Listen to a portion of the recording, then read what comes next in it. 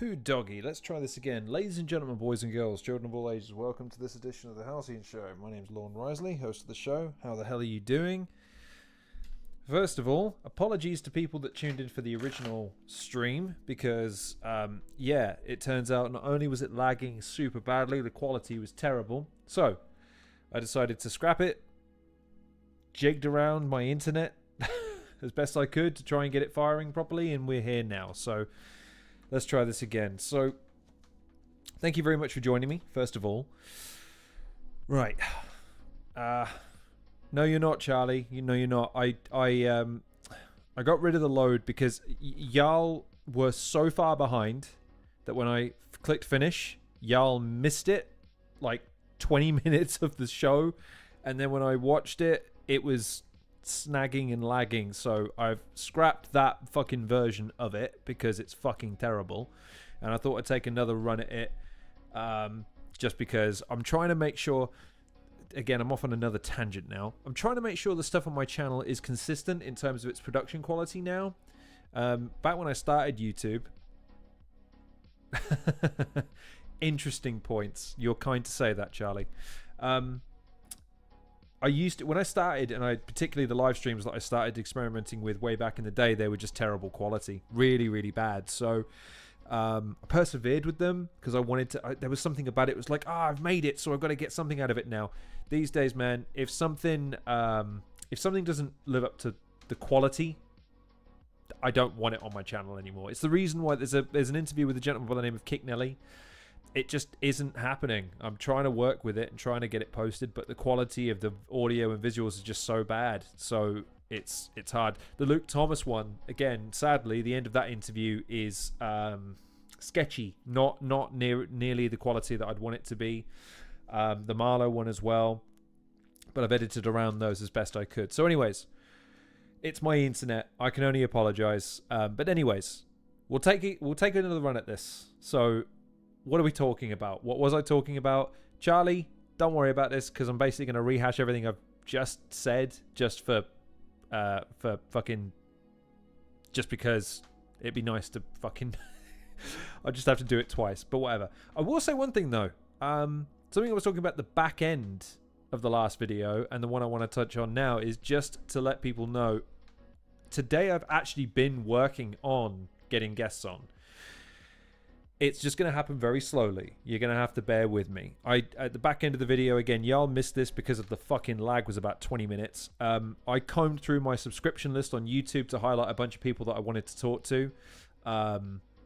So, yeah, there's at least 20 or 30 people I want to talk to there. There's also a few... contributors. There's a few influencers. There's a few creators. There's a few journalists.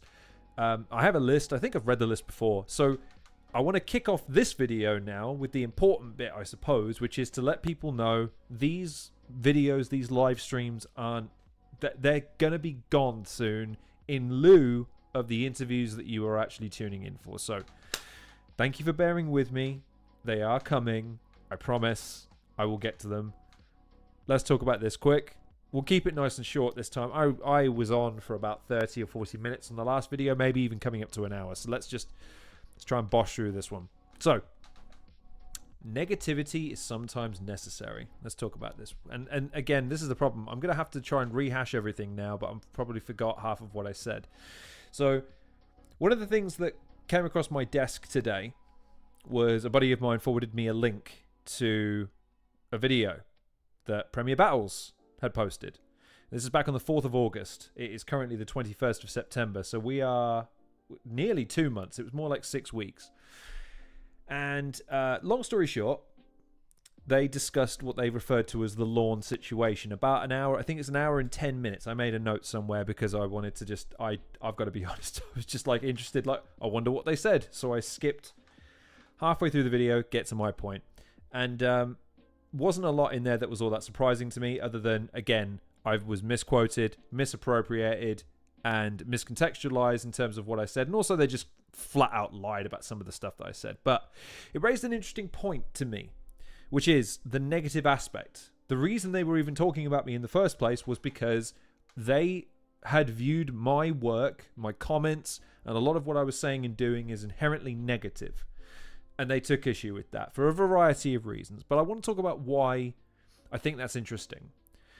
And I gave this anecdote at the beginning of the last stream as well.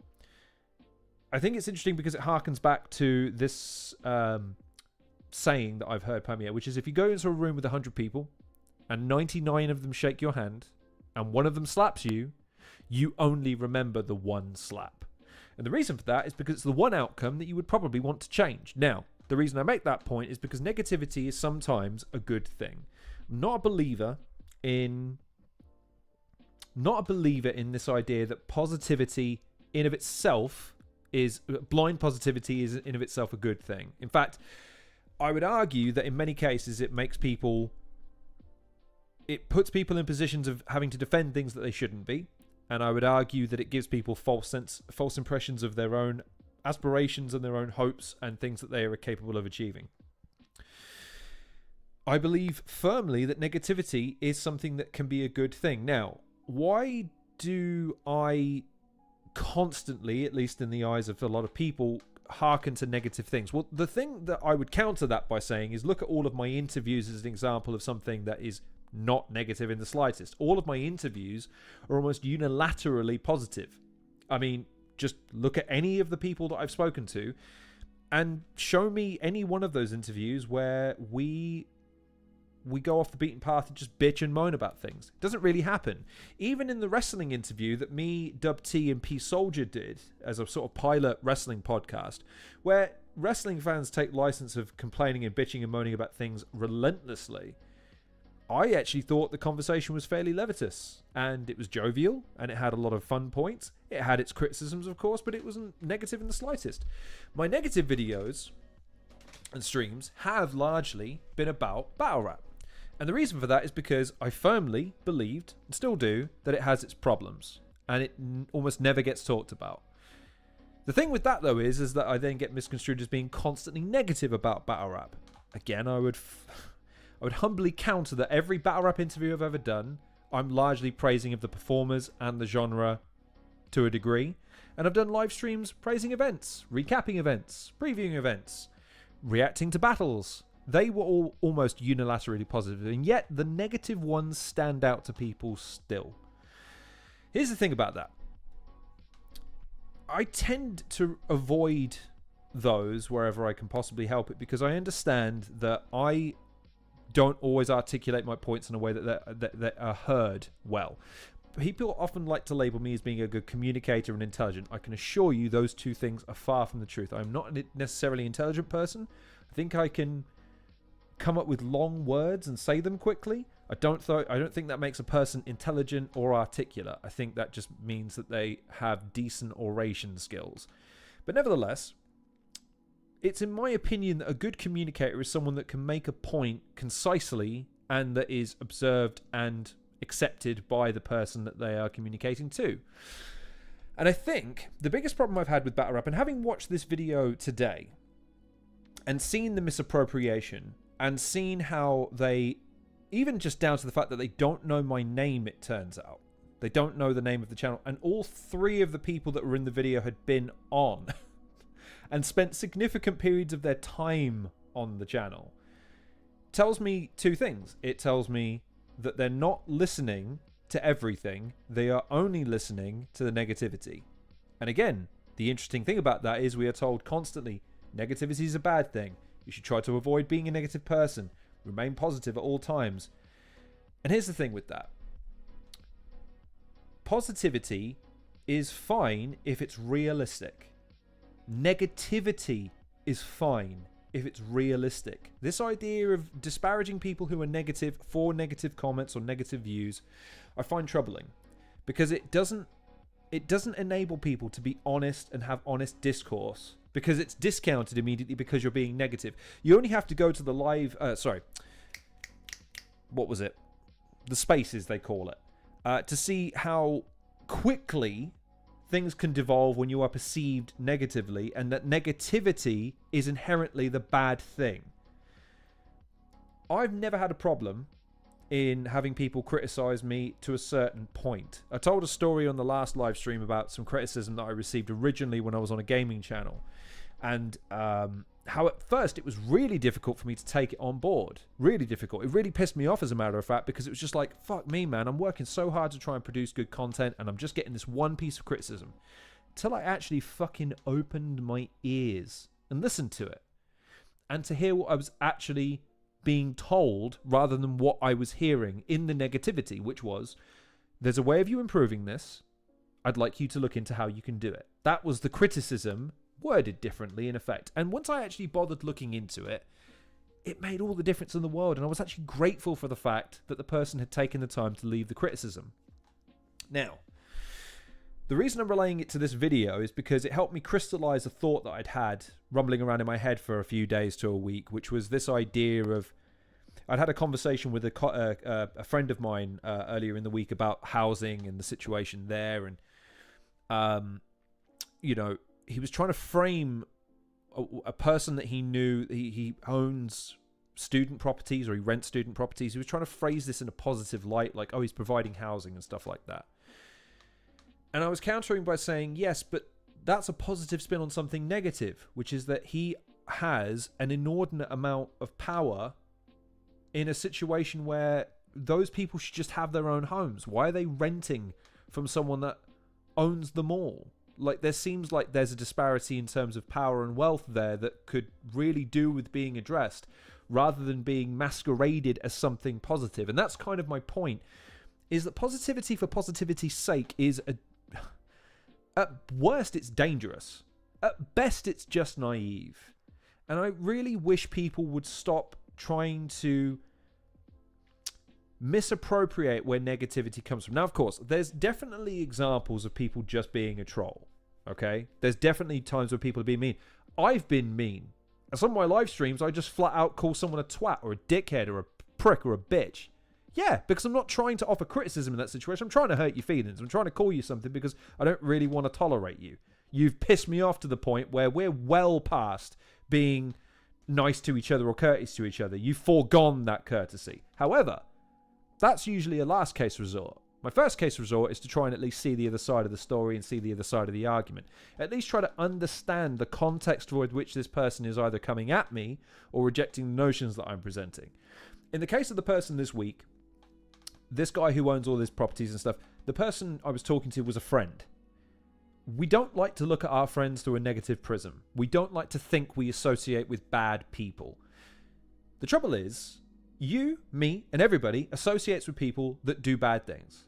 That's just an unavoidable fact of life. As much as we might like to think we vet our friends and family, and we wouldn't associate with someone that would do something that we wouldn't do, sooner or later, you're going to come across the fact that someone you know and probably love does something that you find morally reprehensible. But I guarantee you, you'll probably end up finding yourself defending them from the perspective of, well, from my perspective, personally speaking, sorry. And that's the thing, man. It's the same as blind loyalty. I don't believe in blind loyalty either, in the same way I don't believe in blind positivity. It just doesn't seem to yield a good result. In the same way, I appreciated people defending me over the last couple of months, or at least standing by, maybe not defending me, but certainly standing by me to a certain degree. Because none of them defended me in the sense of, oh, I agree with absolutely everything you said. But all of them were like, even though I may disagree with you, I'm trying to see it from your perspective. And that's all I ask, really. I don't ask everyone agrees with everything I say, or even assumes an outcome that I agree with. I just think it's important to be heard. And again, I would counter a lot of what was said back in July and August, I guess it was. Because I was being told, oh, no one agrees with you. You're just one guy. No one cares what you think. And yet, they felt the need to address it over, I think, 15 or 20 minutes in a largely otherwise unnoteworthy show. There have also been, from what I hear, because again, I'll preface by saying, as far as battle rap is concerned, I have muted and blocked and unfollowed almost everybody. Not through personal vitriol against anyone in particular, with the blocking, obviously, yes, but muting and unfollowing people, mainly because I just don't want to hear about it. It's the reason this video got sent to me rather than I found it. It was something that someone's like, hey, by the way, I thought you should probably know that this was something that they talked about. and they never tagged me in. He never mentioned me by name apart from my first name, and then decided to forget the name of my channel and then talked about stuff that was super specific. So, okay, which is it? Do you know who I am or do you not? Pick a lane and stick to it. I don't care which, just pick a lane.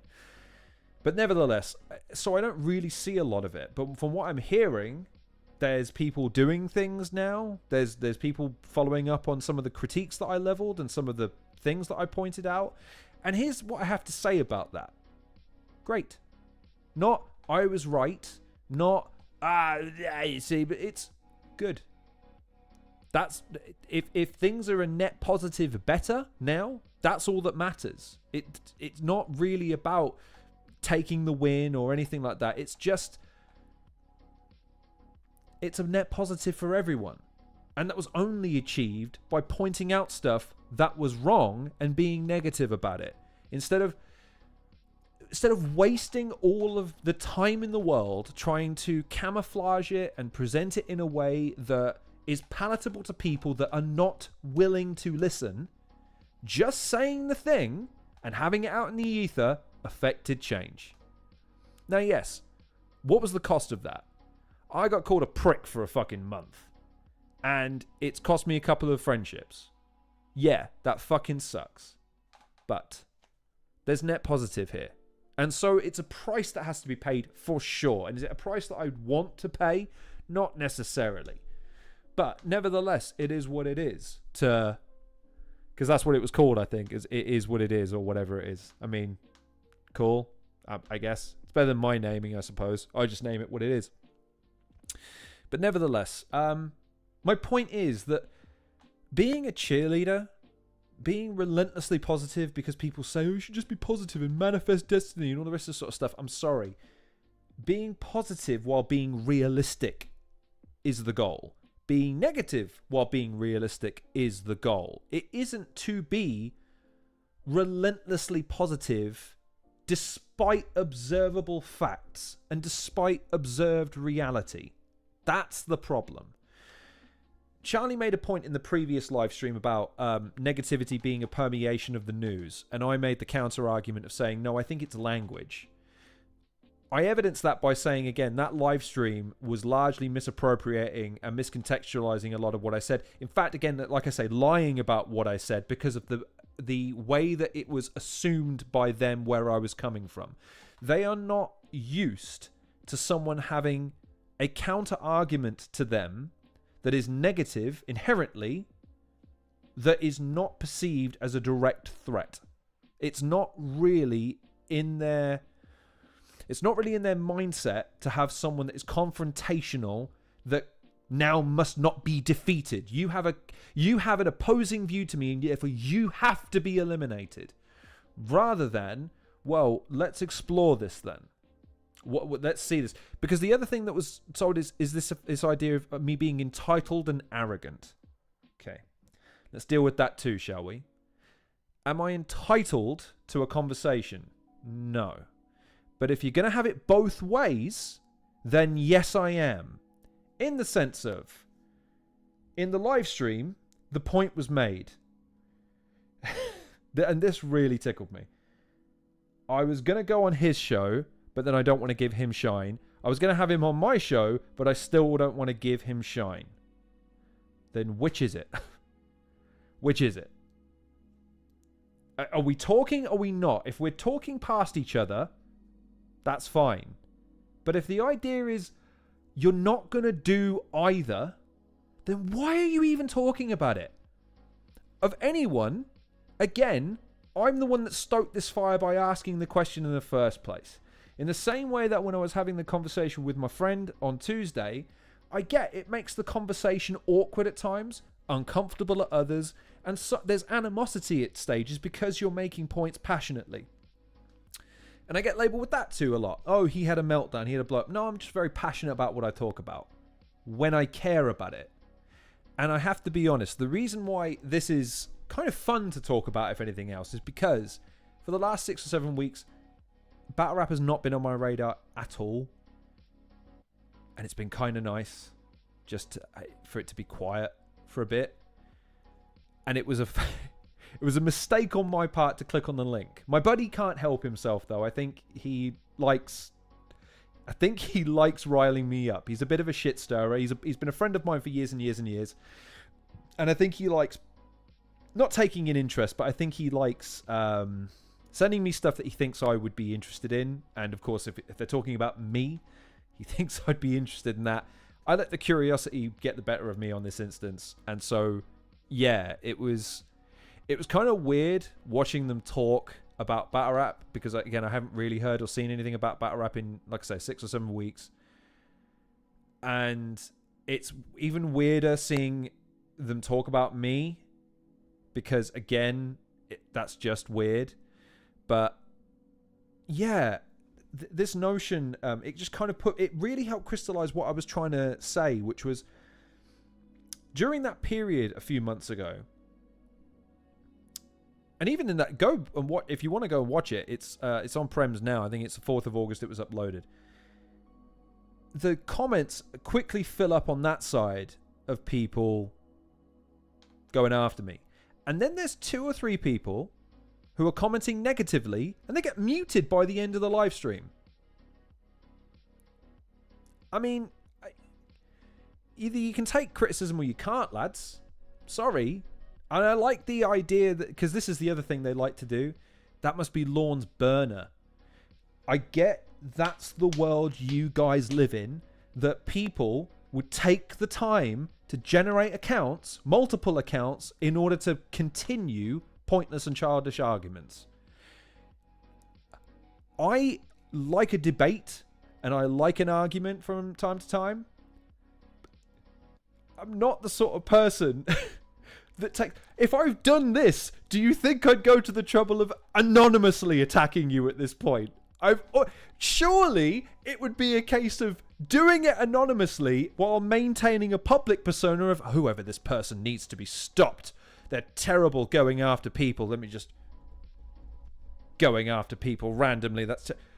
kind of fucking backwards logic is that? It's so stupid. But it's... That's what we're dealing with in this age. It's not unique to this discourse and me in battle rap.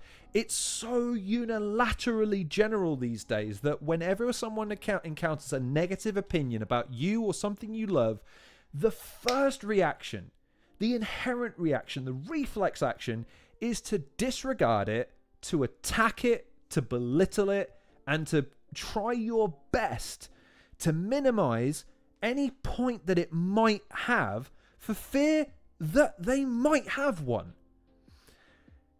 And I can't tell you how dangerous that is in the long term.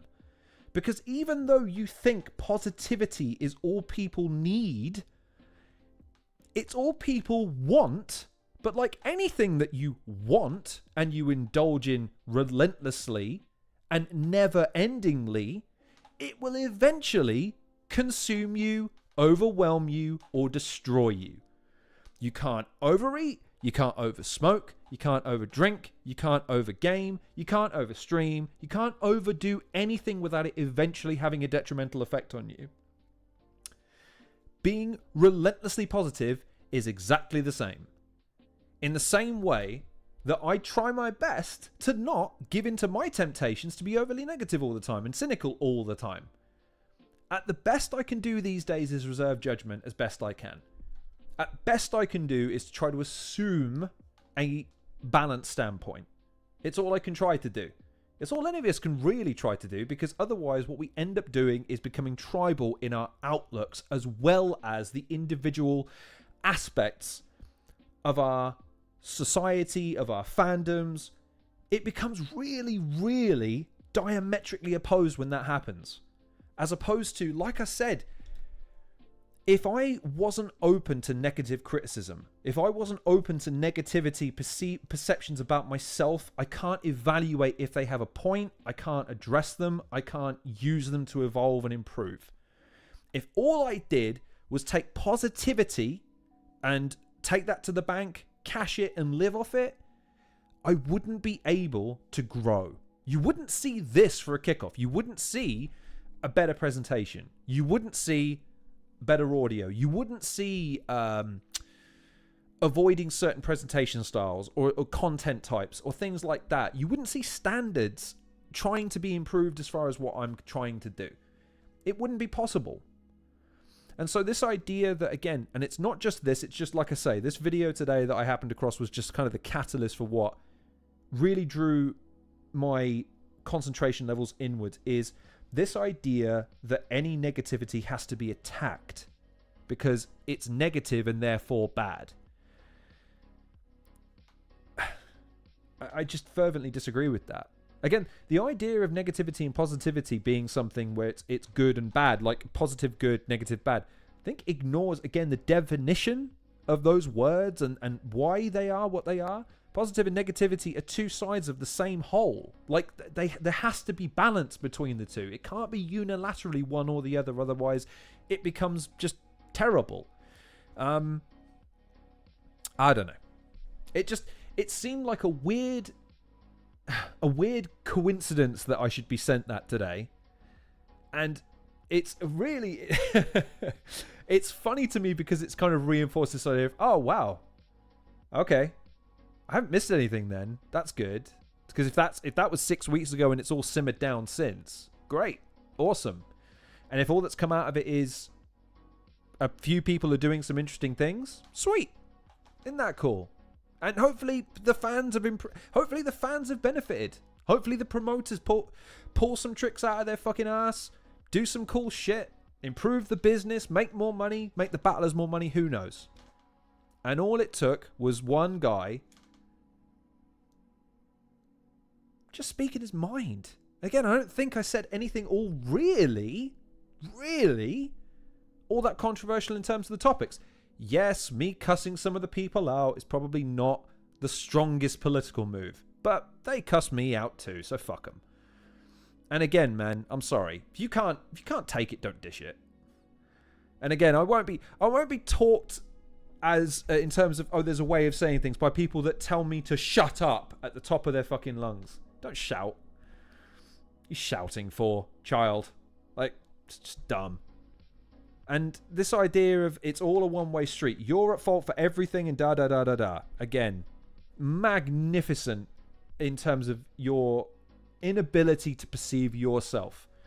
Because that's the thing I've sort of treasured most about my growth personally over the last sort of 3 or 4 or 5 years. Is my ability to be able to take stock of myself and be honest in my assessment of my failures, my limitations, my own potential, my own positivity and my own negativity. It's something that I continue to strive for. Every single day I'm trying to be more realistic about what is actually possible, what is actually tenable, what is actually truthful, so that I can reject the negativity that isn't due and accept the positivity that is. Because one of my personal biggest problems is I struggle to take a compliment. I don't really take compliments all that well. I deny them more often than I accept them. Just a habit of mine to try and always is to try and always stay sharp. Always try and stay cognizant of the fact that it could fail. I could make a mistake. I could say something out of term. I could do something that in hindsight I would regret. And I've always felt assuming too much positivity, even for things that maybe I do deserve praise for, might lead me to become arrogant and entitled in the way that I think they think I am. And yet, no. I reject those notions wholeheartedly. And your misinterpretations and misappropriations of what I've said is just evidence of the fact that you're not listening. And that's not necessarily a blame I put squarely at their feet. Again, the reason I bring it up is because it seems like try and have, this is something I'll ask you to try. Try, and the next time you see someone cut you up in traffic, like, you tell me what's a healthy way of handling that situation these days. I don't know the answer to that. If you wind down your window and tell them off, they'll just tell you to go fuck yourself right back. Bibbing at them, swearing at them, threatening them, it's not going to elicit a particularly good response. What do? Do you be positive about it and write it off? I'm sorry, I come from a period of time where you tell people when they fuck up. because they might go fuck up in front of someone that then can't afford to speak up for themselves. That it might endanger them. You tell them off so they don't make that same mistake against someone that then might pay a price for that mistake. Especially when it comes to driving cars. Number one thing I do is wind down the window. Tell them, right, mate, you got to be more careful than that. Could have killed someone there. Or, you didn't need to do that. You're rushing. What are you rushing for? Last I checked, we're all subject to the same speed limits. We're all subject to the same laws. The traffic light stays red for all of us. Why are you rushing? Why are you cutting up people? Doesn't make any sense. Common courtesy. When you're walking down the street and you see someone coming in the opposite way, does it really hurt you that much to take a slight deviation to the left so that they can take a slight deviation to the right and you can then pass each other peacefully and with plenty of space? Instead, nah. Catch a lot of people just being very, very disregarding of other people and being incredibly callous towards other people too. And for as much stick as I get for being the person that people think I am online, again, I work pretty fucking hard to make sure that as much as I could be vitriolic, angry, mean to people all the time, and trust me, I get really mad a lot of the time at the way people behave because I just think, you don't need to do that. You don't have to do that. There's a better way of doing it.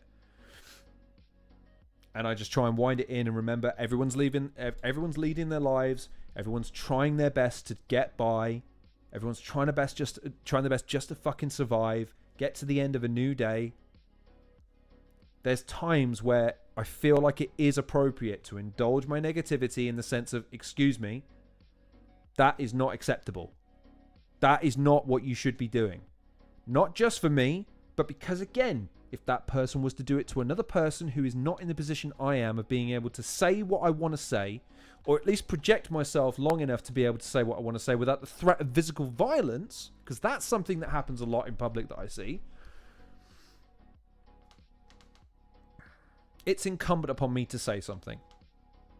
And I feel that that's the case, man. I really do. I really, really feel that because I can say something and because I can often do something in these situations, it's my responsibility to do so. Just like it is yours. You watching this at home right now, when you watch this, if you watch this, standards are yours to meet, and that's a positive and a negative thing. You should be rewarding people for when they do well, but you should also be chastising them for when they screw up. You should be speaking your truth. You shouldn't be blindly towing anyone's line. You shouldn't be blindly being positive or cheerleading anything without just cause. It's not as helpful as you fucking think it is. And if people want to label you a hater, then try your best to remember that it's a dismissive angle. It doesn't demean or indeed disprove what you're saying in the slightest.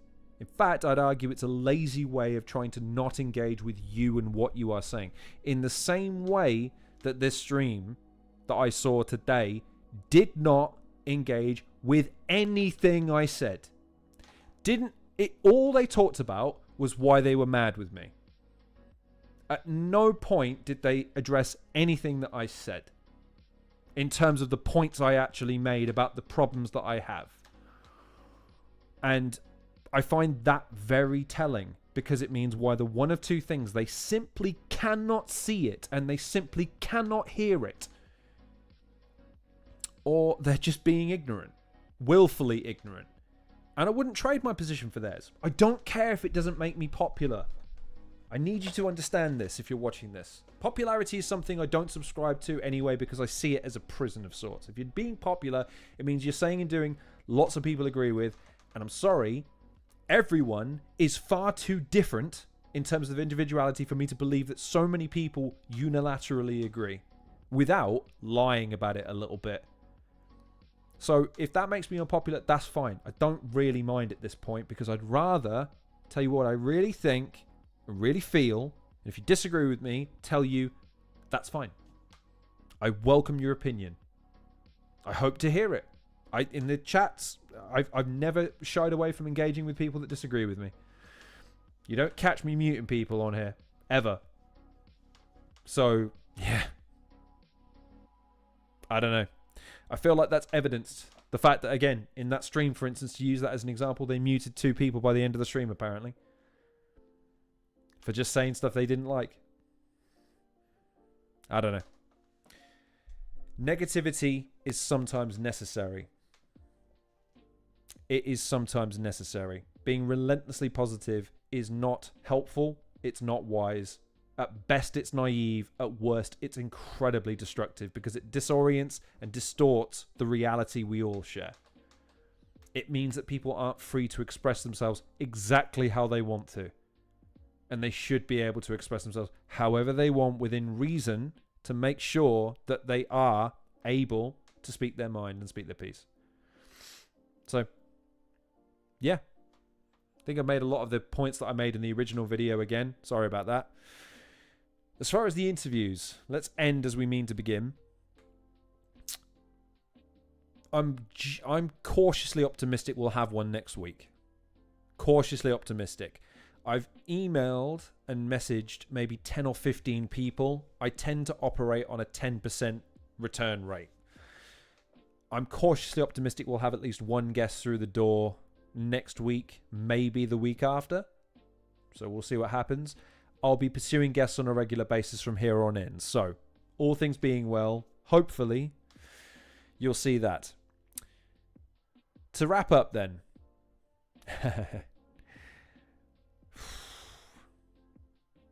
I really hope we can... I really hope this just... don't send me any more battle rap things, please. I'm sick of seeing this shit. Stop sending me stuff. I don't want to see it. It's so stupid. I can't stand the discourse. It's so infuriating. Stop sending me shit. You know who you are. Stop it.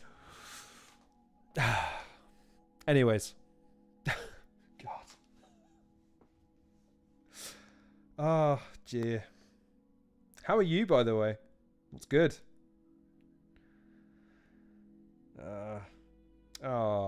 There's news articles now about people going after Mike Shinoda. I've spoken my piece on that. Just let him run his band. Again, nothing anyone says or does at this point is going to change what he does. Yeah, okay. I think that'll wrap it up. So, my name's been Norm Risley, host of the Halcyon Show. Sorry to have to repost again. Charlie was saying he wasn't having lag. That's interesting, because like I say, on the version that I watched, it was lagging like a bitch.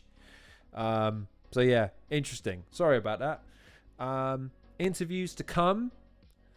And yeah, anyone watching this out of hate watching this and tagging and receipting, well,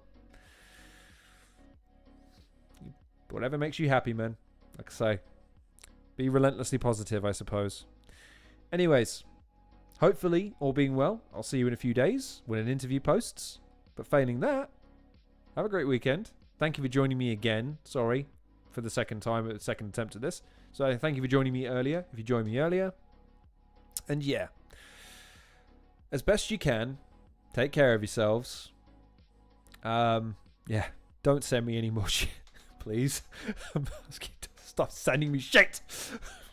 So happy living in my bubble. So happy living in my bubble. Stop sending me shit. Okay? Yeah, stay out of trouble. And yeah, all being well. I'll see you on the next episode of the Halcyon Show.